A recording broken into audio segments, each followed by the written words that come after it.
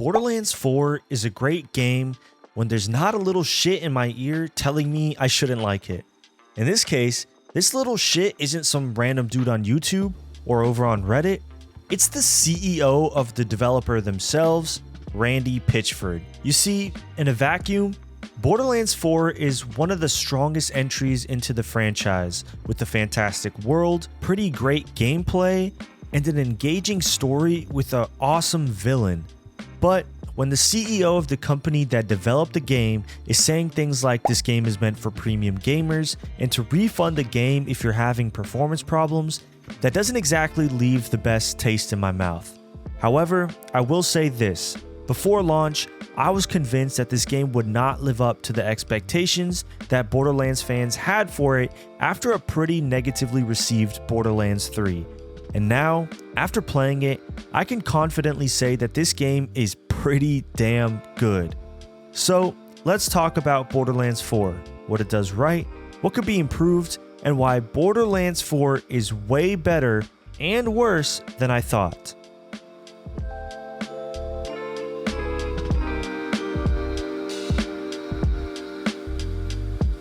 Before we begin, if you like this type of content, make sure to hit that like button and please consider subscribing to see more content like this. Trying to grow this thing to 1,000 subscribers, couldn't do it without you guys. And yeah, now back to the video. So I want to start with the most negative and glaringly annoying aspect about the game that isn't necessarily indicative of the actual quality of the content itself, and that's the pretty rough PC performance. Now, I'm someone who has a pretty high tolerance when it comes to issues like performance, crashing, and etc. But to be honest, in this case, I was pretty annoyed. I have an amazing system with a Ryzen 9800X3D and an RTX 5090 built to record and play games at 4K with no problem, and I was getting 70 to 80 FPS on very high and badass settings with DLSS set to performance. Even though I wouldn't be too happy, I would still probably give the performance a pass if I was playing a more chill single-player third-person game that didn't require quick, twitchy movements. But Borderlands 4 is as high octane as it gets when it comes to gameplay and is a first-person shooter, so to me, this level of performance is just simply unacceptable. On top of that, I got pretty frequent crashes as well, usually when loading during fast travel and even a couple of times when just loading into the game from the main menu. All this to say, I was not really pleased with my overall experience when playing this game. Not to say that the game's content is bad in any way, it's not. But when you're having to constantly battle the technical hiccups to see through to a good time, it can diminish your overall experience when playing the game quite a bit. And couple that with the absolute BS that Randy Pitchford has been putting out there when it comes to performance, stating that if you can't just run it, just refund the game, or that you need a premium PC to play this game, which is a cel-shaded, very stylized, not super realistic looking game. It just leaves an overall bad taste in my mouth about a game that I'm otherwise very high on. Saying out of touch BS like this not only alienates your fan base, but casts a veil of darkness over a game that is otherwise pretty freaking good. Okay, now that we got the boring and not really fun stuff out of the way, let's talk about something that is really fun to experience, the world. Borderlands 4 is set on Kairos, a brand new planet for the franchise, and even though this game is cartoony and cel-shaded, this world is beautiful. Kairos is broken up into 3 zones, meaning that the world isn't fully open world, but there aren't really any loading screens between the zones either. They're there essentially to tangibly mark the difference between each of the biomes, as well as contain every side quest and main quest that you pick up in that zone into that zone's area. These 3 zones are the Fade Fields, Terminus Range, and Sarcadia Burn. All 3 of these zones offer tangible differences between the look of the biomes, but generally play pretty similarly. There's a great verticality in each of these zones, offering you the chance to approach any one encounter however you want. To me, this is kind of the perfect way to structure an open world like this. One of my biggest pet peeves in open world games is that when you have to start a side quest or main quest on one side of a big map, and then the objective is all the way on the other side of the map. With this zone structure, those really annoying drives or walks are essentially eliminated because while the zones themselves are pretty damn big, they're small enough to where it doesn't feel like I'm having to spend 10 minutes just to travel to my objective before actually starting it. Speaking of driving, that's another aspect of the navigation within this world that I love. Your Vault Hunter gets access to a speeder bike that they can summon basically whenever they want. This makes navigation between the zones as well as within each zone much faster and easier. With the speeder bike, I found myself opting to not fast travel as much because the speeder bike was fast enough to get me to my objective while also giving me something to do and allowing me to take in the gorgeous scenery of the game. The only real issue I have with the navigation is the god-awful map system within the game. In Borderlands 4, you do not get a minimap or really even a compass to try and orient yourself and determine which way you need to go to get to your objective. Instead, you get a little hotkey that you can click, which brings up a navigation system that you can then use to follow to get to your waypoint. The problem is, this hotkey is on a pretty massive cooldown, meaning it does not automatically change the pathing if you take a detour at any point. You have to wait for the navigation system to go away from your HUD before you can click the hotkey again to bring it back up. This issue wouldn't be too annoying if the navigation pathing was always right and always took you on the most optimal path, but it doesn't. The pathing is frequently messed up, making me do random U-turns or taking me through hills and cliffs that I can't climb, forcing me to find my own way to the objective without the help of the navigation system. It's a small grievance, sure, but it is something that affects the way you play a game way more than you realize. Aside from this one minor issue, one of my favorite things about this world is the level of immersion and world building that Gearbox does to bring Kairos to life. Being that it's a brand new planet for the series, making Kairos feel tangibly different to Pandora and adding NPCs and random side quests that help flesh out the world even more, all of it just helps you immerse yourself into the oppressive planet that Gearbox is trying to depict. All in all, I've been extremely impressed with Kairos as a world. It offers great variance in its look and feel between each zone, it's got great world building and immersion, and aside from that small navigational issue, I really have no other issues calling this one of the most complete open worlds of 2025. Next up, let's talk about the main aspect of Borderlands, the gameplay. Now to me, the gameplay, without a doubt in my mind, is some of the most fun I've had in a looter shooter experience like this. So like I just mentioned, Borderlands 4 is a first-person looter shooter, meaning the primary gameplay loop sees you, the player, complete objectives around the world in hopes for better guns, weapons, armor, and grenades, and to continue to progress throughout the story and the game getting this better loot. One of the main draws of games like this are the endgame, post-story completion content. And while I haven't beaten this game's story just quite yet, I can still speak on the overall gameplay and progression throughout this game. Without a doubt, this is some of the tightest and most fun gameplay I've experienced in a long time. The enemy encounters are varied with different tough bosses and mini bosses. There's always an insane amount of shit happening at any given time during an encounter, forcing you to be jumping around and using your brand new jetpack to hover and get closer or farther away from your enemies depending on your style. Without a doubt, this insanely fun encounter design, coupled with the new movement systems, coupled with the really fun weapons, offers engaging gameplay throughout the runtime of this game. Speaking of weapons, this is one of the most fun looter shooter gun mechanic systems I've seen in a long time. Like the previous Borderlands games, each gun has a manufacturer, giving them special abilities tied specifically to how that manufacturer makes guns. But in Borderlands 4, they've added the ability for specific weapon attachments to be made by different manufacturers, allowing for the potential for extreme weapon variety.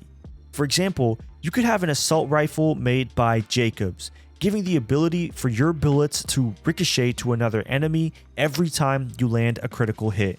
But You can also have an assault rifle made by the Order manufacturer with a Jacobs attachment that gives you the charge up burst capabilities of the Order manufacturer with the ricochet abilities of the Jacobs manufacturer. This makes each and every loot drop from an enemy an opportunity to change out your weapons with brand new, interesting combinations that could potentially change the way you approach any one encounter. Borderlands 4 also doesn't offer anything in the way of gun customization outside of cosmetics, meaning that the weapons you pick up from your dead enemies or loot chests are as they come with no way to change them or upgrade them in any way, forcing you to constantly change out weapons for better ones as you level up throughout the game. To add on to this, the chances of finding a legendary weapon or the highest tiered loot in the game is extremely rare, and these weapons are extremely powerful, making you really think about keeping those weapons for as long as they can be viable in combat. There were many instances where I was leveling up and the common and uncommon weapons I would be picking up had better DPS than the legendary weapon I was currently rocking, so there was an active choice I always had to make on if I wanted the better DPS from a less unique weapon, or did I want to keep using the legendary for the unique abilities it provided me. This type of constant decision making is fun in a game like this that kind of prioritizes level grinding and checklist activity completion. Aside from the decisions you have to make on your weapons, let's talk about the decision you have to make at the very beginning of the game, which Vault Hunter you want to play as. There are a total of 4 Vault Hunters to start your playthrough at the beginning, and each offers some pretty cool and unique ultimate abilities. Borderlands 4 absolutely encourages you to do multiple playthroughs of this game, considering the fact that each Vault Hunter has like 3 different ultimate abilities that can't be used together, and each of those ultimate abilities has an entire skill tree dedicated to them. I'm almost level 30 in the game, which is over halfway to the max level 50, and I'm still working on one of the skill trees and focused on one ultimate ability. Luckily, there is a pretty easy way to respec your character, so you're encouraged to go out and try the different unique ultimate abilities and figure out what playstyle works best for you. For my playthrough, I went with Rafa, and I specifically focused on his auto guns that come out of his back, and it's just been so fun zipping around the map and engaging with enemies. Overall, I can truly and confidently say that I've been having a lot of fun playing Borderlands 4.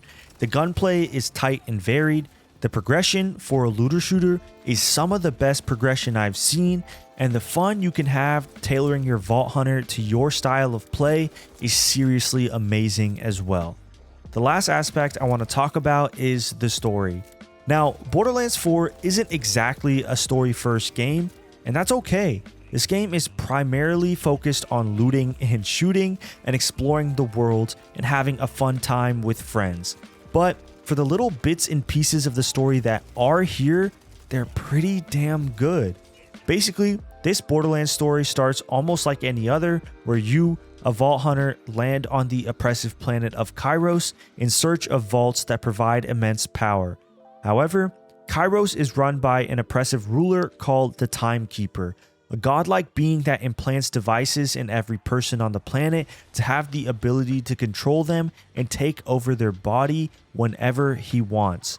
You start off being captured by the Timekeeper, and you eventually end up escaping. From there, you become a part of the Crimson Resistance, a group of freedom fighters that are planning on systematically taking down the Timekeeper by killing each of his 3 lieutenants that occupy each of the 3 zones, and then finally taking down the Timekeeper. Off the bat, the initial villain reveal of the Timekeeper is genuinely really cool and sets up a villain that you can tell is going to be present throughout the game, messing you up at every turn. The Timekeeper is menacing, calculated, and straight up well written, which is great to see in a game that focuses on satire as one of its key themes. Speaking of the satire, this game has much less of it compared to Borderlands 3, but I would also say it's more serious than Borderlands 1 and 2, and to be honest, that's not a bad thing. The jokes and the satire that are here are honestly well executed. I found myself chuckling at a few of the jokes, and I honestly never felt like any of the dialogue was that cringe at all. Like I mentioned earlier, I went through my playthrough as Rafa, and I honestly really liked him. For one, his voice actor is pretty damn good, conveying sarcasm within the dialogue, as well as moments of seriousness really well. But I also really like the unique dialogue that Rafa has whenever he's interacting with an NPC, and his lighthearted but straight business attitude fits perfectly within the narrative and the satire that Borderlands 4 has to offer. The main quests themselves are also pretty varied, and the side characters you meet throughout the game are fun, but have good character development and are at the end of the day very interesting. All the characters have interesting morals and thought-provoking ideals for the reasons they do what they do. Claptrap is also back, serving as the leader of the Crimson Resistance somehow, and yeah, he's pretty annoying, but he's not too annoying, nor is he really too present for me to really think about him too much. One thing that I really want to touch on, and something that I found genuinely really good, are the side quests throughout this game. There are a multitude of side quests found in each zone, some pretty long and some pretty short, but not a single side quest felt half-assed in any way, shape, or form. They all honestly offer some pretty interesting mini stories, and some of the characters and stories you experience throughout some of the side quests are a treat to experience. This is also where the majority of the humor and satire lies within the game, and I think that's a perfect distribution of it. The main quest is pretty serious, and that's fine because you want the story to feel like it has some stakes to it, and it's not just some happy-go-lucky adventure that doesn't matter in the grand scheme of things. The main story has weight, it matters, and it feels like your character is actually doing something important. This is balanced perfectly with the lighthearted side quests that add much needed world building to Kairos, while also providing some fun little stories to experience. Outside of the side quests, there are also a fair bit of world activities, like optional world bosses that pop up that offer really good loot, drill sites, order bunkers, and also way more. They all just function as an excuse to get you into some combat and get you some loot. All things considered, there isn't much of a story here. I mean, it's a looter shooter after all, but I really do appreciate that the story wasn't just some half-assed piece of garbage that's only function is to progress you throughout the game. Gearbox took the time to make sure that the satire was just right, the villain was cool, the dialogue was solid, and that there was genuine stakes and reasons to play through the story. So yeah, in case you can't tell, in a vacuum, I really like Borderlands 4. It's fun to play, has a super cool world, and a very interesting villain and story. I just would really wish if Randy Pitchford would maybe not tweet so much, because general sentiment for this game is not great right now due to the performance issues and the constant alienating and antagonization of the player base that would otherwise love this game by the CEO of the developer isn't exactly the best look. All it does is make people dislike and not even give a chance to a game that otherwise might be considered Game of the Year potential. Now, I'm not saying Borderlands 4 should or would win it, but I can sit here and tell you that it should at least be nominated. That's how much I like the game. Either way, that's going to do it. Thank you guys so much for watching. If you like this type of content, make sure to hit that like button and consider subscribing to see more content like this. Let me know down below your thoughts on Borderlands 4. Are you having fun playing the game? Do you like it? Do you not like it? What do you think of Randy Pitchford? I'd love to hear all your thoughts in the comments down below. If you made it this far and want to support me further, consider becoming a channel member over here on YouTube or over on Patreon. But yeah, guys, thank you guys so much for watching. It's been CGG. I'm out.